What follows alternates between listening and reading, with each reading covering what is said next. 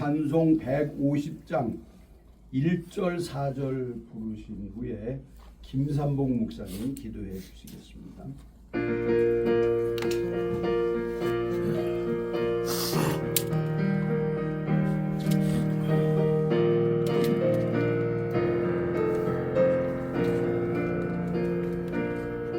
갈보리 산 위에 십자가 섰으니 주가 고난을 당한표라.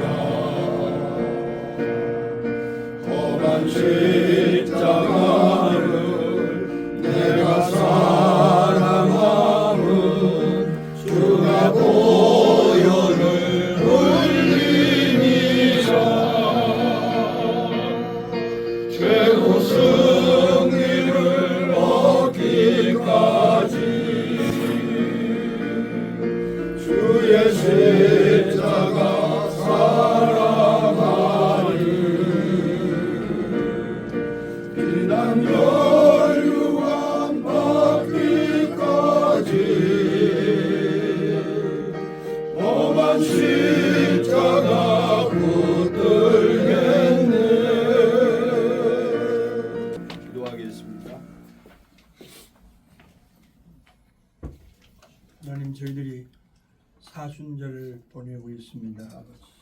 주님의 고난 받으심을 생각하면서 우리들의 믿음도 더욱 견고해지도록 역사해 주시옵소서. 아멘. 오늘 이 시간 복인 감리교회 또 기도회로 모였습니다. 하나님께서 함께 하셔서 오늘 강우 목사님 귀한 말씀을 전하려고 준비하고 있사오니 주께서 능력으로 붙잡아 주셔서 아멘. 우리 모두에게 새로운 깨우침이 되는 시간이 되게 주시옵소서. 아멘. 또 이완 우리 목사님과 또 해외여행을 가는 목사님들이 있사오니 주님께서 모든 여행에 그 발걸음에 함께 하셔서 건강히 잘 다녀오도록 도와주시옵소서. 아멘. 오늘 이 시간 참석한 우리 모두에게 하나님의 놀라우신 은총과 그리고 감동하심이 함께해 주셨길 간절히 바라옵고 우리 주 예수 그리스도 이름으로 간절히 기도드리옵나이다. 아멘. 자, 이 시간에 박종배 목사님 성경 봉독해 주시겠습니다. 고린도전서 2장 1절과 2절 말씀입니다. 형제들아, 내가 너희에게 나아가 하나님의 증거를 전할 때 말과 지혜의 아름다운 것으로 아니하였나니 내가 너희 중에서 예수 그리스도와 그가 십자가에 못 박히신 것 외에는 아무것도 알지 아니하기로 작정하였음이라. 아멘. 자, 이 시간에 강흥복 감독님 나오셔서 감리교회 정체성 이런 주제로 말씀 전해 주시겠습니다.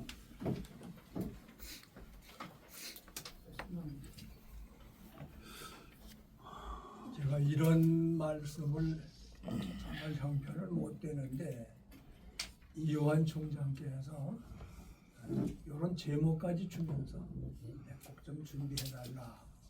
그래서 한번 또 제게 주어진 제목이 감리교의 정체성, 부제를 붙인다면은 감리교는 반드시 성장해야 한다. 성장할 수 있다. 이런 부제가 따를 수 있겠습니다. 그러면은 감리교는 반드시 성장해야 되고 성장할 수 있는데 방법이 뭐냐? 감리교 성장해야 된다. 성장 부흥 얘기 안 하는 분들이 어디 있습니까? 똑같이 얘기를 하지만 방법론에 가서는 내놓지를 못하고 있고 내놓아도 실정에 맞지 않는 내용들이 많습니다. 그래서 저는 목회 사실은 엄밀히 말하면 45년을 목회했고 이제 정년 은퇴를 했습니다만 그동안 쭉 느끼는 것은 우리가 외순례한들, 외순례 후회드리면서 외순례에 대해서 잘 모르고 있다. 심지어는 너무 모르고 있다. 불행하게도 저가 학교 다닐 때는 이제 강신 위주입니다만 저희 때는 외술래 신학을 공부를 못했어요. 송홍국 목사님께서 강의를 하셨는데 그저 거달기를 식으로 했다. 감신이 외술래 학교면서 외술래 학자가 없어요. 그러니까 홍 학장님이 외술래 학자를 교수를 안 키웠다.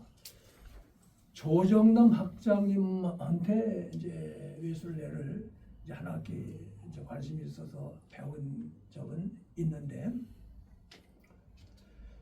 요한예술래 목사님 방법대로만 하면은 그때도 감리교회가 부흥됐고 그때처럼 지금도 부흥될 수 있다고 저는 확실히 믿고 있습니다. 아멘.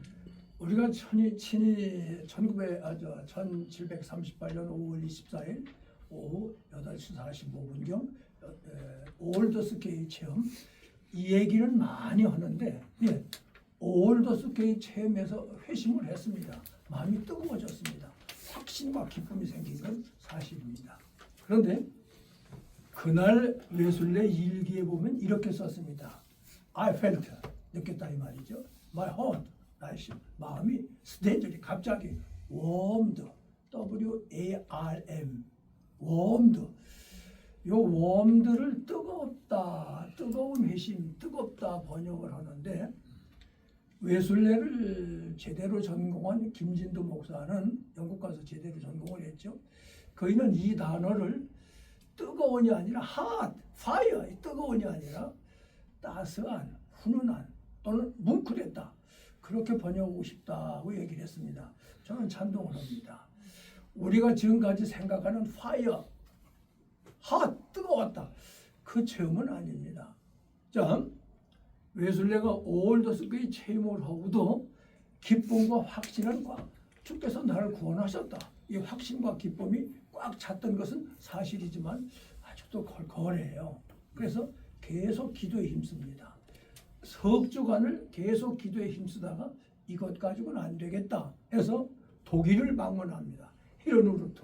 헤르누르트는 모라비안의 본거지고 거기가 진젠돌프가 거처하고 있는 곳이죠. 진젠돌프는 모라비안을 만든 사람. 거기 가서 1738년 6월 11일부터 9월 13일까지 약 석 달 동안을 지내오면서 순전히 원시교단 체험을 합니다. 그 복음서와 사도행전에 나오는 원시교단 체험을 시간 경건한 생활하고 시간 생활하고 규칙적으로 기도하고 예배드리고 또 감사하고 일하고 그 체험을 하고 돌아옵니다. 그러고 와서도 계속 기도하다가 올더스케이 체험으로부터 약 7달 나흘 지난 뒤에 페터레인 체험을 합니다. 페터레인에서 밤새껏 철야 기도를 한 60여 명이 그때 찰스도 있었고 조지 핏도 있었고 60여 명이 밤새껏 기도합니다. 요한예술래 목사님은 기도하기 좋아했고 그 기도로 사셨어요. 기도로. 자, 밤새껏 기도하다가 새벽 3시경 그러니까 1739년 1월 1일 새벽 3시경 불수를 거기서 불체험을 합니다. 막 뒤집혀지며 손을 들고 찬송하며 기도하며 주여 주여 방언 터져나며 진동하며 막 이게 뜨거운 체험이에요. 그게 올더스케이 체험이 아니라 바로 페터레인 체험이. 그런데 이 페터레인 체험은 외술래 학자들이 별로 쓰지를 않고 써도 그저 대충 조금 씁니다. 감신회는 외술래를 전공한 사람이 두 분 이제 은퇴를 했습니다만 이후정 교수하고 김홍기 교수 두 분인데 이후정 교수는 외술래에게 그 사상을 미친 고대 교부들 ig나시우스라든지 마카리오스라든지 이런 분들의 그분의 그 영성을 연구를 했고 김홍기 총장은 외술래 후기의 사회적 성화, 이 성화에 대해서 체험을 했는데 그렇다고 해서 이 두 분들이 그 외술래 중간은 잊어버리는 건 아니지만 영성 훈련도 참 중요하고 성화 체험도 참 중요한데 그런데 이 페터레인 체험에 대해서는 한두 줄 언급하고 많은 실정입니다. 저는 거기에 대단한지 불만인데, 자, 히틀러 퇴임 후에 이게 여기 감리교 여기서부터 대동하는 겁니다. 뜨거워진 웨슬레가 그냥 막 설교하고 싶은 겁니다. 사람이 모인 곳이면 아무 데고 어디고 설교하는 겁니다. 드디어 1939년 4월 1일은 부활주의였는데 그 다음날 월요일 오후 4시 브리스톨이라고 하는 거리에서 집회를 하는데 3,000명, 4,000명 막 몰려드는 거예요. 이 브리스톨이 우리 다 영국 가보셨지만 최초의 감리교가 세워진 곳이 지어진 곳이 브리스톨이죠. 그 뒤로부터 웨슬레가 떴다 하면 여러분 웨슬레는 부흥사예요. 칼빈이나 루터처럼 이렇게 앉아서 무슨 신학 이론 쓰고 논문 정리하고 그럴 시간이 없었어요.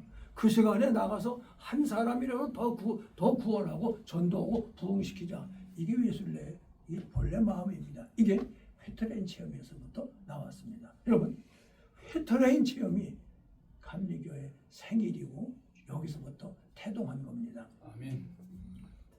자, 여기 막 교인들이 사람들이 막 몰려오는 거죠. 영국이 달라지는 거예요. 영국이. 그 당시 영국은 오늘 우리 지금 이 세대가 아주 혼탁하다고 그러지만 지금 이 세대 혼탁한 거는 비교도 안 돼요. 그 당시 영국은 지금보다 더 혼탁했습니다. 얼마만큼 혼탁했느냐. 그 당시 종교는 앵글리칸 처치, 성공회죠. 성공회.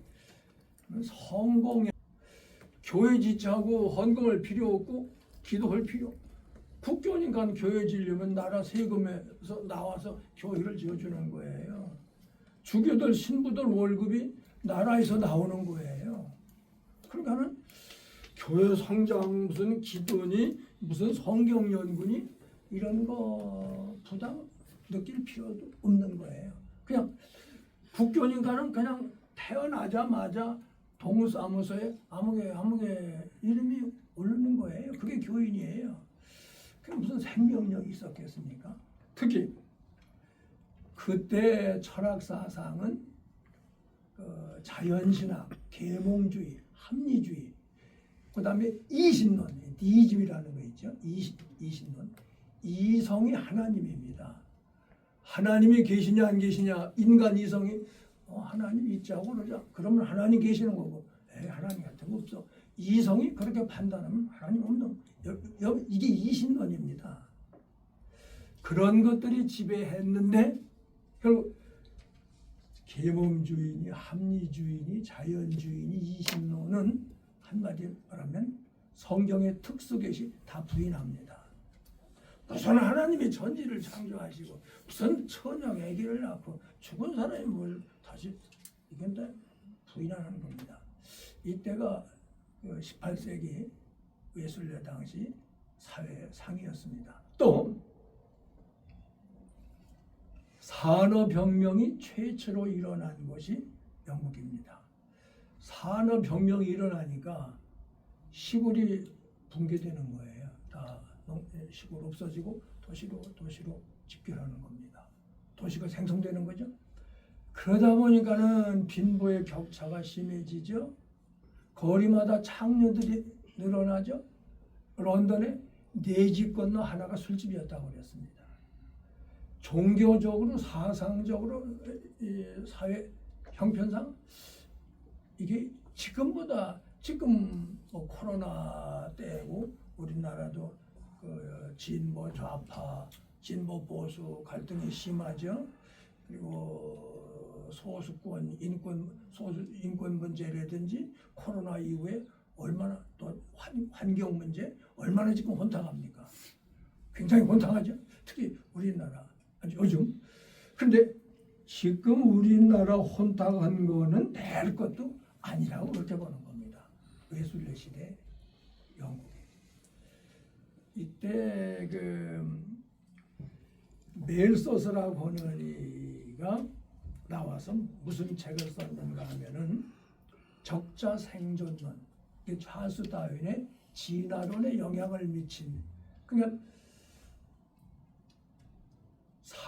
이 생활하기에 도움이 되는 사람만 적자, 힘 있는 사람만 살아나가고 그 외 사람은 살 수 없는, 이게 적자 생존 멜소스가 쓴 건데 굉장히 유행을 했습니다. 웨슬레가 돌아가시고 난 뒤에 이 스펜서라고 하는 거는 여러분들 아실 거예요. 이 문명 진화론을 썼습니다. 문명 진화론은 뭔가 하면은 이 사람은 멜소스보다 한 수 더 떠서 우월한 인종은 열등한 인종을 마구 대할 수도 있다. 노예로 삼을 수도 있고, 왜? 사람 만들기 위해서.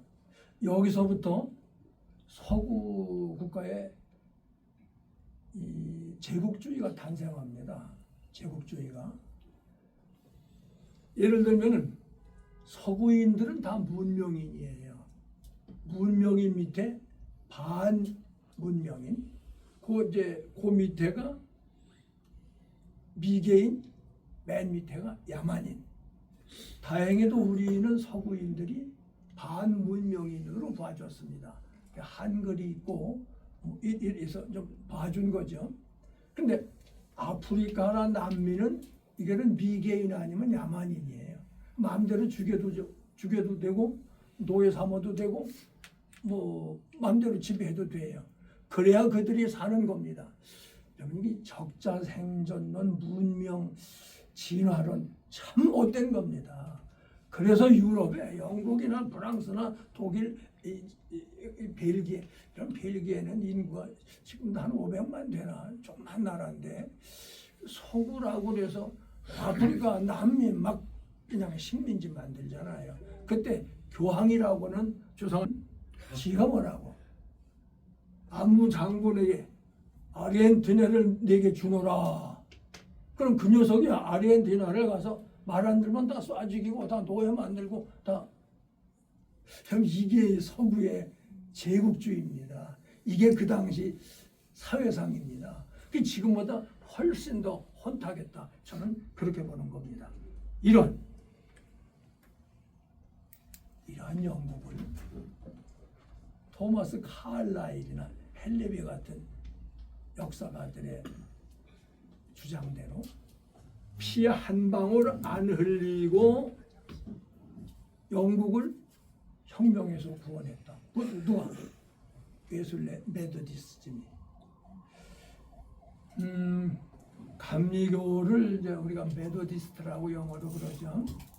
영국에서 이제 처음 나온 말인데 이 메더디스트는 규칙쟁이들, 방법론자들 그런 뜻이고, 이 메더디스트가 미국으로 가면서 미국에서는 이렇게 이름을 붙였습니다.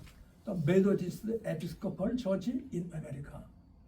여기 이제 미국 감리교가 우리나라에 들어오면서 북감리교 먼저 들어오죠. 북감리교회는 이름 그대로 더 메더디스트 에피스코펄 처치 인 아메리카. 요거를 번역을 하면서 맥클레이는 중국 선교사를 갖다가 그 다음에 일본 선교를 개척하고 우리나라에 와서 그 고종 황제로부터 윤호를 받은 이 한국 기독교의 창시자라고 볼 수 있죠. 맥클레이가 번역했는데 그분은 그 메더디스트 그 영어로 메더디스트를 에피스콜 그 감독부터 번역을 해서 감독을 떼서는 감자로 번역했고, 그다음에 에피스코폴 이를 한자에 써이로 번역했고, 아메리칸이니까는 그걸 다시 미로 번역을 해서 북감료인 처음에 미미교회라 그랬어요. 여러분들 교회사 책을 읽어보면 미미교회란 말이 나올 겁니다. 그다음에 미미교회부터 약 10년 늦게 들어온 남감리에는 이름이 이렇습니다. The Methodist Episcopal Church in America. 거기서 이제 메더디스트를 먼저 써서 감자를 붙였고, 그 다음에 에피스코폴을 이자를 붙여서 이월 때 이자를 붙이고, 그 다음에 아메리카를 이제 교회 교자를 붙여서 이제 감리교라 이렇게 번역을 했는데 나중에 북감리교회도 남감리에 따라서 감리교로 통일했죠. 이렇게 해서 감리교회가 이제 우리말이 됐는데 저는 감리교라는 말이 그렇게 썩 들지는 않아요. 그러나 우리 조상들이 번역을 해서 지금까지 아주 한결같이 써온 말이기 때문에 지금 거기다 이의를 달거나 그럴 필요는 없고 아무튼 감리교가 그런 말입니다.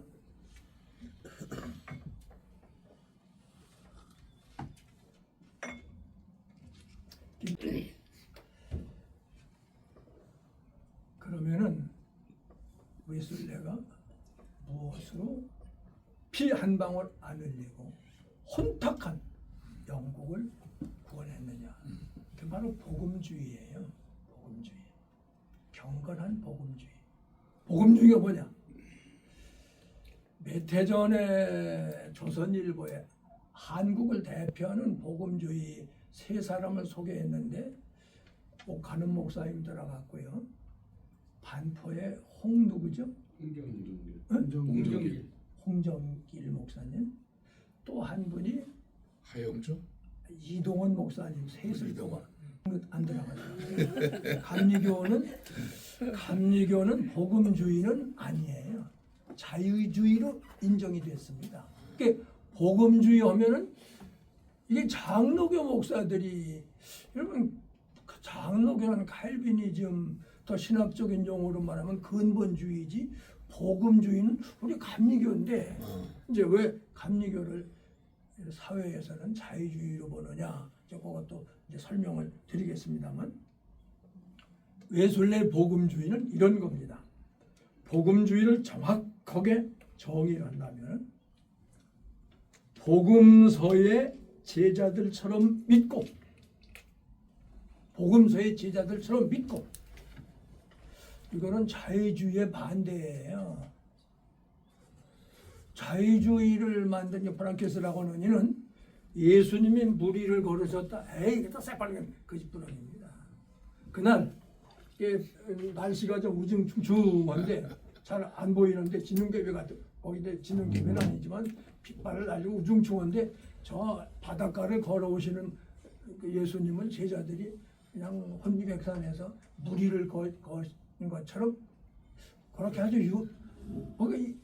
이 자유주의에서는 자유주의 신학에서는 예수님의 기사와 신빙성이라든지 성경의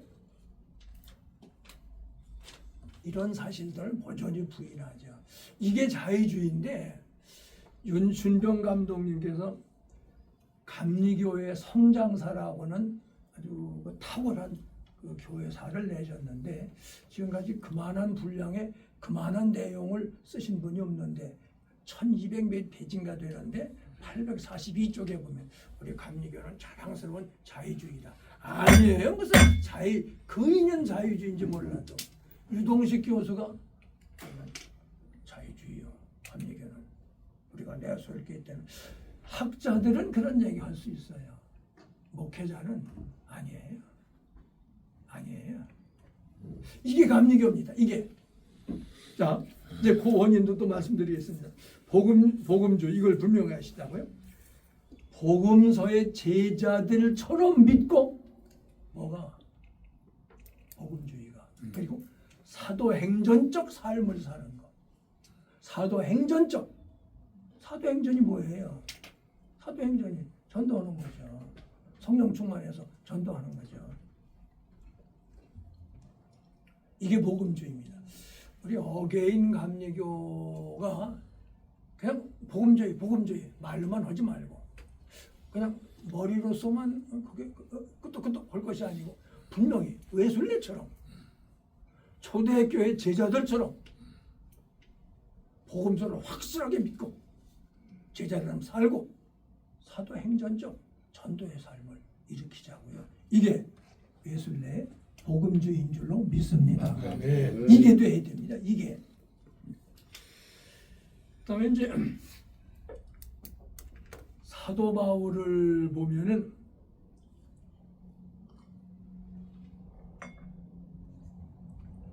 사도 바울 사도행전 17장 16절부터 보면 아덴 전도가 나오죠. 그럼 이렇게 바울이 기록을 합니다. 아덴이 어떤 곳입니까? 철학, 문학, 사상, 정치, 학문의 중심지 아니에요. 소크라테스가 철학을 강의했고 플라톤, 아리스토텔레스가 에피큐로스, 스토아파가 그냥 뭐 범람하던 곳이 그 당시 아덴 아닙니까? 근데 아덴에 처음 가보니까는 알지 못하는 신들이 많더라. 사도행전 17장 16절 17절부터 쭉 나오는 말씀인데요. 그러면 아덴은 신들의 고향입니다. 제우스가 나오고 이런 신들, 우상들의 천지 아닙니까?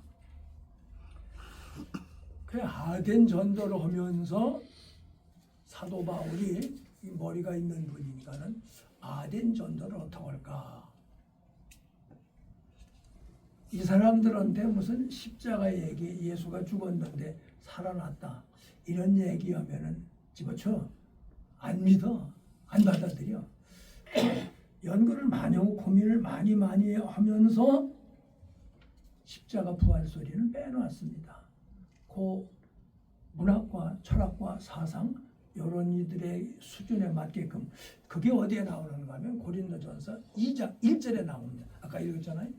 아덴 전도는 실패했죠. 2주간 있었는데 거기서 얻은 사람은 많으면 4명 아니면 3명 그 정도. 그리고서 이제 고린도로 내려왔는데 고린도전서 2장 1절에 아덴 전도는 실패했고 그래서 사람의 말과 아름다운 말로 하지 않겠다. 2절입니다. 고린도전서 2장 2절. 그럼 무슨 말씀? 2절은 뭔가 하면 십자가에 못 박힌 예수만 난 전하기로. 아멘. 할렐루야. 오직 십자가에 못 박힌 저 사람들이 듣건 고지 듣건 말건 상관하지 마. 이게 사실이고 예수님은 십자가에 죽으셨다가 3일 만에 부활하셨어. 하나님의 권능으로.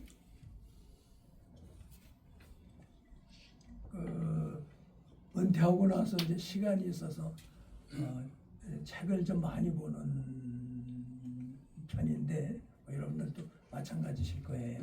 옛날 하던 버릇이어서 여러분들이 당구를 치러 가십니까? 뭐 할 게 기도밖에 책 읽는 밖에 더 있어요. 로마서를 새로 발견하게 됐습니다.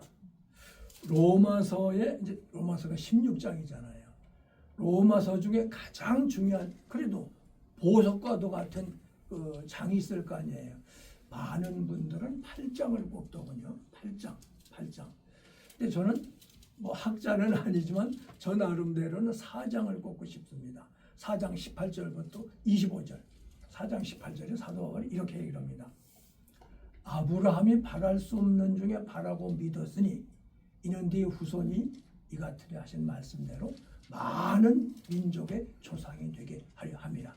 그가 백세에 되어 자기 몸이 죽은 것 같고 사라의 태가 죽은 것 같음을 알고도 믿음이 약해지지 아니하고 믿음이 없어 하나님의 약속을 의심하지 아니하고 믿음으로 견고해져서 약속한 것을 능히 이루실 줄 확신하였으니 전 22절 로마서 4장 22절 그러므로 그것이 그에게 의로 여겨졌느니라.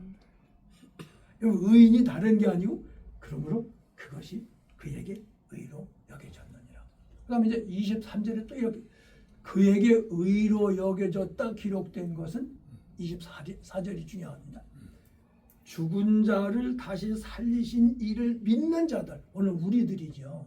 바울 이후에 뭐 100년이든 200년이든 300년이든 1000년이든 만년이든 어느 세대를 따질 것 없이 예수님이 십자가에 죽었다가 하나님의 권능으로 다시 부활하셨다고 하는 것을 믿는 자는 하나님께서 의인으로 인치시는 거예요. 행동이 옳고다서가 아니라 이게 이제 로마서 4장 18절부터 25절 저는 핵심으로 보는데 그게 로마서의 보석과도 같은 가장 중요한. 근데 이제 8장을 중요하게 보는 학자들은 또 여기에 이제 초점을 둡니다. 로마서 8장 32절 자기 아들을 아끼지 아니하시고 모든 사람을 위한 대속물로 주시니가 우리들을 위해서 우리들 위해서도 똑같이 자식을 아끼지 아니하고 모든 것을 은사로 주시지 않겠느냐. 이게 바로 이 말씀. 그 장로교 칼빈은 예정론이죠. 우리가 그냥 예정론 그러는데 예정론을 파고 들어가 보면 이중 예정론이에요. 예정론은 어거스틴이 말했죠. 구원받을 사람은 만세 전에 이미 너 택함을 받았습니다. 이게 예정론입니다. 요한의 례는 이걸 인정해요. 인정이 아니라 그대로 믿습니다. 근데 칼빈은 한 수 더 떠서 멸망받을 사람도 만세 전에 예정되었다. 그건 아니에요. 난 그런 하나님이라면 도망갈래요. 아니 무슨 원수가 져서 태어나기도 전에 너 이놈 망할 놈, 지옥 갈 놈. 외술래는 거기 반기를 듭니다. 그래서 외술래 설교 중에 값없이 주시는 은혜 본문은 로마서 8장 32절인데 조금 전에 제가 말씀했던 자기 아들 아끼지 않냐고 주시니가 우리에게 모든 것을 아끼지 않냐고 주시지 않겠느냐 하는 그 말씀. 그 말씀을 본문으로 설교를 하면서 값없이 주시는 은혜. 그 설교문에서 외술래는 만약에 하나님께서 태어나기도 전에 너 이놈 멸망받을 놈으로 예정을 하시고 지옥으로 보내신다면은 그 하나님은 전능하신 폭군이다. 아주 재밌는 말이잖아요. 하나님은 전능하신 폭군은 아니십니다. 그럼 이런 게 칼비니즘하고 외술래 복음주의하고 다른 것들이에요. 여기서 외술래는 만인구원. 아니 자기 아들을 아끼지, 그 아들이 독생자인데 아끼지 아니하시고 우리를 위해서 다 주셨어. 그럼 뭘 아끼셔요? 다만 자유의지를 가지고 회개하고 주 앞으로 다가오는 사람들을 손들고 나오는 사람들에게 다 구원. 과거를 묻지 마세요죠. 이게 외술래 신학입니다. 이 신학이 영국으로 미국으로 퍼지니까는 미국이 감리교 국가는 아니지만 1850년도에 미국 개신교의 34%를 차지했습니다. 여러분 장로교는 미국 가보면은 군소교단이에요. 장로교는 있는지 없는지 몰라요. 감리교 천지지. 이게 외술래가 미국을 석권한 거죠. 외술래 복음주의. 우리 어게인이 분명히 이걸 비록 은퇴를 했을지라도 은퇴했으면 어때요? 이걸 우리가 살고 주장하고 꼭 그리해야 될 줄로 믿습니다. 사도 바울은 고린도전서 1장 23절에 23절 24절 십자가에 못 박히신 그리스도를 전파한다. 그리스도를 전파하는데 꼭 십자가에 못 박히신 그리스도입니다. 아니 외술래나 사도 바울이나 일체가 된 거예요. 외술래보다 약 1700년 앞선 게 사도 바울이죠. 그 두 분에는 1700년 간격이 있는데 외술래로부터 오늘 우리까지는 350년 간격이 있죠. 350년이건 1500년이건 세상 끝까지 예수님은 우리를 구원하시기 위해서 이 땅에 오셨고 죽으셨고 부활하셨고 이건 변함이 없습니다. 이게 복음주의입니다. 이걸 붙잡고 늘어져야 되는데 그런데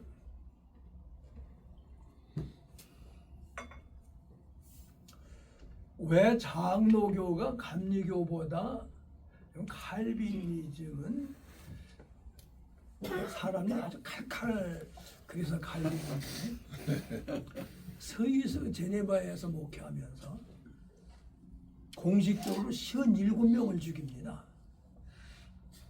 아주 찢어지고 찔러 죽이고 그냥 화형시키고 부자벽에 교회 나오면서 첩질하고 교회 나오면서 남 골탕먹이고 이런 놈들은 정말 저주받기로 예정된 놈들이야. 공식적으로 그렇습니다. 공식적으로. 그럼 비공식적으로는 얼마나 되는지 몰라요. 웨슬레는 정반대죠. 다 하나님의 세상을 이처럼 살아가서 독생자를 믿는 자, 단 믿는 자 믿어야 됩니다. 믿는 자마다 멸망치 않고 영생을. 근데 장로교가 한국 땅에서 감리교보다 더 세진 것은 선교사 숫자가 많았습니다. 저도 그걸 아주 세밀히 파헤치고 연구를 해서 책에다 이제 그런 걸 썼습니다만 선교사 숫자가 한 300 감리교보다. 미국 감리교에서는 한국보다 아프리카나 저쪽 다른 나라에 선교사를 보냈지 한국에 집중을 못했지만 미국 장로교는 한국에 집중을 했습니다. 그 다음에 한국 장로교를 복음주의라고 하는 것은 죄송합니다. 어렵게 신앙 얘기를 하면은 그 종교개혁과 반대되는 게 복음주의예요. 이게 이제 루터, 칼빈, 웨슬레. 그 다음에 일어난 게 자유주의입니다. 자유주의, 유럽이죠. 자유주의 다음에 일어난 게 미국에서는 근본주의, 이제 유럽에서는 정통주의. 제가 학교 다닐 때, 신학교 다닐 때 논문 썼는데 김용호 학장님한테 루터만 강의를 그걸 이제 정통주의라고 그래. 유럽에서는 열심히 배우고 그분 논문을 썼는데 그분 얘기 우리가 잘 알잖아요. 신약 성경에서 신화를 베껴내자. 그 아주 멋있게 제가 아주 혹 빠지고 그래서 그 논문도 쓰고 그랬는데 그 사람은 신약 성경을 아예 신화로 인정하는 거예요. 그 신화를 베껴내자는 거예요. 양파 껍질 베껴내듯. 아니에요. 그 다음에 이제 그 신정통주의의 대표적인 학자를 칼 바할트라고 봅니다만 근본주의는 미국에서 생긴 겁니다. 복음주의에 반대해서 난 게 자유주의고 자유주의를 또 반대해서 난 게 유럽에서는 신정통주의고 미국에서는 이제 근본주의라고 그랬는데 이게 근본주의가 5개 신조가 있는데 이게 복음주의하고 예술의 복음주의 같아요. 그 근본주의 5개 그 신조는 천지창조 그대로 믿어요. 그다음에 성경 하나님의 축자 영감사를 그대로 믿어요. 예수님 천녀탄생하셨어요. 십자가 죽으셨습니다. 우리의 부활과 몸의 부활 믿습니다. 여러분 이게 복음서 아닙니까? 요걸 장로교 목사님들은 설교 때마다 강조를 하는데 우리 감리교는 이걸 버렸습니다. 최근에 어떤 그 아주 잘 성장하는 교회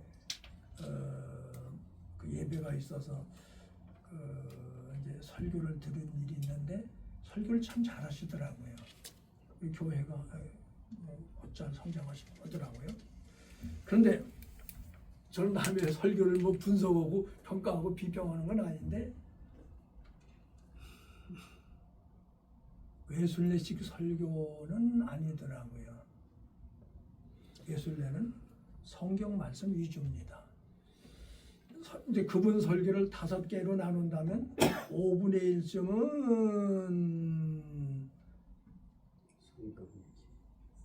1쯤은 그 보너파 얘기를 하고 5분의 3쯤은 이어령 교수 얘기를 하고 끝판에 가서 성경 얘기. 이거는 아주 설교를 잘 하시더라고요. 쏙쏙 들어오고 웨슬레 설교는 아니에요. 반대입니다. 성경 위주. 성경이 말씀하시길 성경이 이렇게 하셨습니다. 그럼 그 설교 들으면은 문인 책 읽고 좋은 철학 책 읽고 위인전 읽고 그러면 될 거 아니에요. 교회 뭐 나와요? 올 필요 없잖아요. 그런 설교 잘하는 설교이지만 웨슬레 복음주의 입장에서 보면은 아니라 그런 안타까움이 들었다고는 사실입니다. 그럼 우리나라에 한국감리교회 언제부터 이 자유주의 경향이 들어왔느냐? 아까도 말씀드렸지만 제가 이제 책을 하나 썼는데 이런 내용을 자세히 다뤘습니다. 1930년 남감리, 북감리회가 하나가 되죠. 합동 조선감리회가 되는데 그때 주동 역할하는 게 웰치 감독입니다. 그분이 옛날에 감신 지금 그 죄풀 생기기 전에 이렇게 법다랗게 지으신 분이고, 그분이 합동을 주선하면서 교리적 선언을 만들죠. 교리적 선언. 옛날 우리 목회 때 한 달에 한 번씩 교리적 정감은 그랬잖아. 꼭 한 달에 한 번씩. 이게 아주 장정이 나와 있어요. 그 8개 교리적 선언을 초안을 웰치 감독님이 초안을 작성하시고, 그 당시 정경옥 교수 하면은 우리나라 최초의 조직신학자입니다. 그만한 분이 없습니다. 그리고 일대 감독이 양주삼인데 이분들이 다 미국에서 공부한 분들이에요. 그 당시 감리교는 미국 유학생이 50여 분 됐는데 장로교는 정인권 목사님 한 분밖에 없었습니다. 이광수가 그런 얘기를 하죠. 목사들도 좀 공부를 해야 되겠다. 너무 무식하다. 무식한 얘기를 한다. 이광수가 그런 얘기를 지적 삼아서 했다고요. 근데 그때 미국 감리교 신학은 사회복음주의가 만연하던 때예요. 이 사회복음주의를 누가 도입했는가 하면, 사회복음주의는 그 독일에서 온 라우센 부시 이제 이런 분들이 만들었는데, 그때 미국에 한참 경제 공황을 겪던 때 아니에요. 그래서 교회에서 선교는 그만하고 구제하자. 교회를 구제당으로 만들었다고요. 미국 사람들이 다 죽어가는데 선교는 필요 없어요. 그 하버드 대학 벤처라고 하는 교수는 아주 공식적으로 교회는 이제 복음 선고, 예수 믿고 구원받아 그 소리 이제 딱 끝이고 털어서 구제하고 돕자. 요 사회복음주의를 감리교에 끌어들인 5사람 있는데 그분 중에 하나가 웰치입니다. 그리고 이제 그분이 이제 감독이 돼서 우리나라에 왔다가 이제 다시 가면서, 저는 그 감독 중에 여기 감독이 여러 분 계시는데 참 이건 아주 죽일 놈입니다. 감신 출신이 감독인데 일본 사람보다 더 일본이야. 미국은 악마의 나라고 일본은 거룩한 나라고, 일본이 벌인 태평양 전쟁은 성전이야. 거룩성자. 성전. 이 선교사님들이 우리나라에서 뜯어먹고 우리나라 등쳐먹고 뭐 하는 게 있느냐? 우리 민속을 다 해치고. 그러니까 일본 놈보다도 더 아주 악질. 이게 정춘수입니다. 교회 팔아서 비행기 마치고 숟가락 가지고 다 모아서 철문대에다가 일본에 마치고, 좀 이게 정춘수예요. 이게 정춘수. 그다음에 해리스 감독. 일본과 우리나라 선교, 미국 감리교회로 보면은 그 동북아시아 관리 감독, 초대 감독이 해리스가 미국 사람이에요. 좀더 용서받지 못할 놈입니다. 조선은 일본에 예속돼야 돼. 일본의 식민지라야 이게 적자생존 멜세스라든지 스펜서라든지 문명 진화론에 몰두된 사람이에요. 그리고 우리나라 조선 감리교를 일본 감리교에 예속시키려고 성공했잖아요. 그럼 이게 해리스입니다. 정춘수, 해리스 두 감리교가 팍팍 준 거예요. 감리교가 장로교보다 줄어든 이유 중에 하나도 그게 들어갑니다. 여러분 이게 역사 공부를 해보면요, 가슴이 멍들지 않으면 못해요. 그게 가슴 아픈 일들이 많아요. 웰치 감독 교리적 선언을 만들었는데 미국의 사회복음주의를 그대로 반영을 했습니다. 사회복음주의는 그리스도의 신성을 주장하지 않습니다. 부인까지는 아니더라도 또 성경의 하나님 말씀이라는 거 부인은 안 하더라도 강력하게 주장하지는 않습니다. 교리적, 좀 교리적 선언할 때 그 적이란 말이 제가 품사를 찾아보니까는 비슷하다, 그럴 수도 있다는 뜻의 불완전 형용사다. 교리 선언이면 교리 적자가 왜 들어가요? 에? 그게 자신이 없었던 거야. 김정은 감독 기억나? 옛날에 그 교리자 1번이 뭐예요? 우리는 미와 진과 애와 근원이 되신 하나님을 믿으며 하나님은 창조주 만물의 아버지시라고 딱 그러면 될걸. 이렇게 미와 애와 진의 근원이 되시는 한 분이신 하나님을 믿으며 이런 식으로 그게 교리적 선언입니다. 장로교의 아까 말씀드린 근본주의 5대 신조하고는 너무 차이가 있어. 너무 차이가. 그래서 그로부터 67년이 지난 뒤에 교리적 선언을 그냥 싹 그냥 이거 아주 뭉개는 게 아니라 없애버려. 그리고서 감리의 신앙 고백이라고 하는 것을 만듭니다. 67년. 거기 비로소 외술래 정신이 들어가고 근본주의와 거의 유사한 겁니다. 그러고서부터 감리교가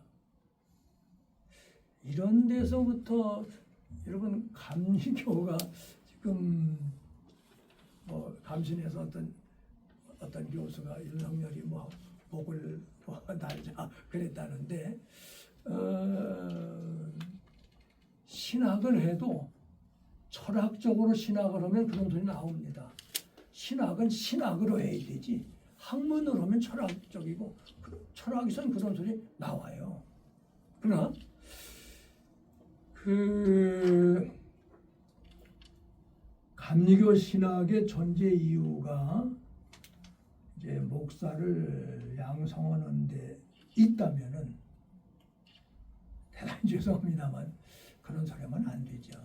목회에 도움이 안 돼. 목회했는데도 목회 적은데도 저는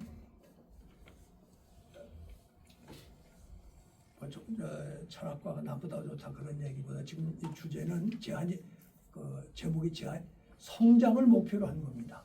교회 성장을 우리가 원하고 목표한다면 외술례로 돌아가야 되고 바울로 돌아가야 된다. 있습니까? 아멘. 그런 거고 왜 시간 얘기 안 해요? 아예 하시오 그냥 계속. 계속? 예. 너무 잘하시니까. 그러면은 우리가 외술례로 돌아가려면 어떻게 해야 되겠느냐? 외술례로 돌아가려면 외술례를 닮아야 되죠. 학교 다닐 때 지금까지 외술례 닮질 못하고 외술례 비슷하게 했다면 이제 외술례를 닮아가자고요. 외술례가 그런 얘기. almost 크리스찬. 저 사람 신자 다 됐어. 그 almost 크리스찬이라는 말은 신자는 아직 아니다. 신자 비슷하다. 그런 얘기입니다. almost 크리스찬에서 이제는 완전 퍼펙트. 완전한 복음주의 외술례로 돌아가자. 그럼 외술례가 뭘 본받아야 되냐? 외술례는 성경벌레였습니다. 그 홀리크럽 때 성경벌레 한 책의 사람 책 가져와. 무슨 책이요? 무슨 책은 무슨 책? 성경책이지. 성경벌레 한 책의 사람 성경적 크리스찬. 여러분 성경을 손에서 우리 원로 목사님들 시간 남는데 뭡니까? 성경을 읽자고요. 줄줄줄줄. 저는 그 전에도 성경 외우기를 즐겨 했지만 신약 성경을 다 외워보자. 그래서 이제 외우기 시작하는데 그 한 천여 절을 외우는 것 같아요. 성경을 외워줘요. 외워줘. 성경을. 성경 벌레가 되자고요. 성경 벌레. 두 번째, 외술내로 돌아가려면 기도 열심히 하자고요. 여러분, 철야기도, 금식기도, 새벽기도 이거 외술내로부터 나왔습니다. 감리교회예요.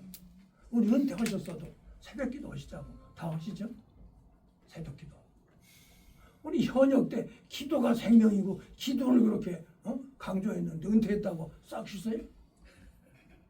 기도하시자고. 기도, 새벽기도, 금식기도도 하시고. 금식기도 노인들이 금식하면 안 좋다는데 금식기도는 생략하더라도 금식기도, 월삭기도 열심히 시간기도.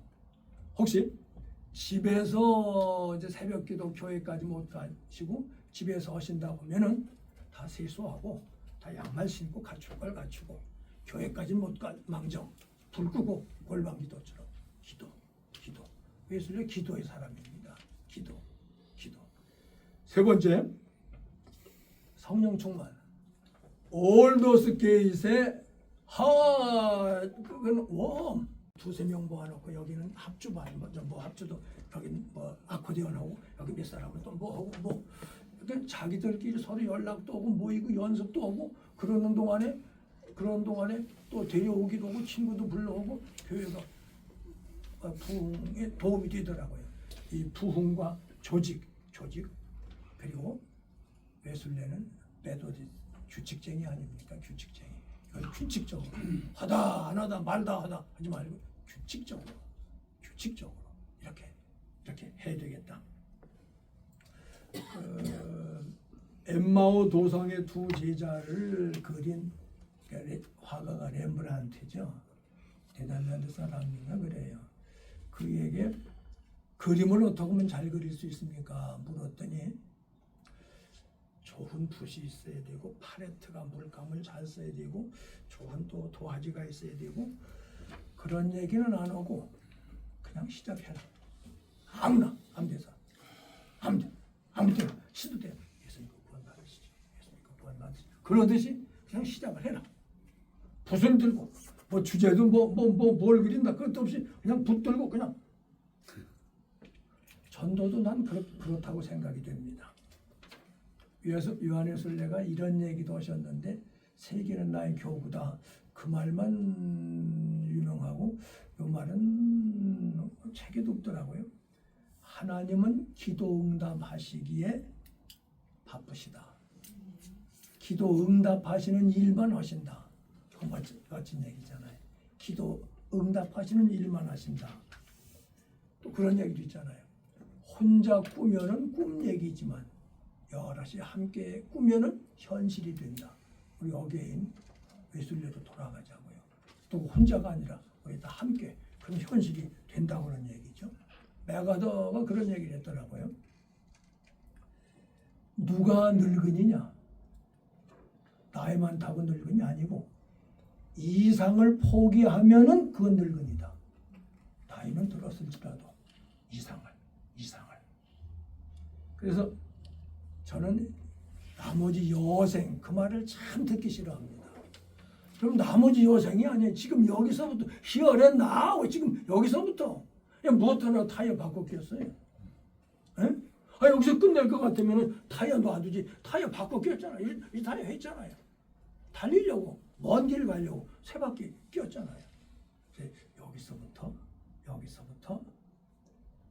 시작하자. 여러분 원로 목사님, 은퇴 목사님으로 취임하셨잖아요. 취임 목사님들인데 나머지 여생 같은 소리는 참 안 했으면 좋겠고 오늘 여기서부터 나 또한 오늘의 외술래가 되자. 네, 되셨으면 참 좋겠습니다. 할렐루야. 아버지 하나님, 저희들에게 특별한 사명 주셔서 한국 감리교회를 이끌어오고 여기까지 오게 하신 것을 감사드립니다. 이제부터입니다. 여기서부터입니다. 감리교 살리게 하시옵소서. 외술내로 돌아가게 하시옵소서. 예수님 이름으로 감사기도 올립니다. 아멘.